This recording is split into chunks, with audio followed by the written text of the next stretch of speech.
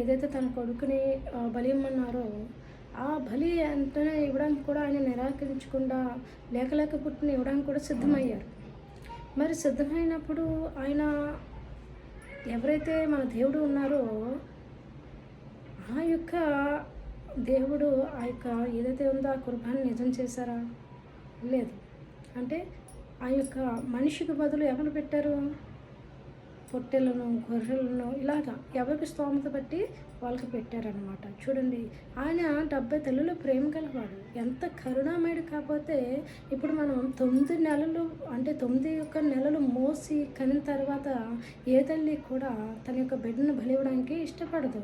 అలాగే అంతకన్నా మన ఒక 70 తల్లులు ఏదైతే ప్రేమ ఉందో అంతకన్నా కరుణామయుడైన అలాంటి వారు మన యొక్క బిడ్డను బలివ్వడానికి ఆయన ఇష్టపడతాడా? ఇష్టపడ్డు. కాబట్టి ఆ యొక్క మనిషి స్థానంలో ఎవరెట్టాడు? ఇలా పొట్టేళ్ళను, గొర్రెలను, ఒంటలని పెట్టాడు.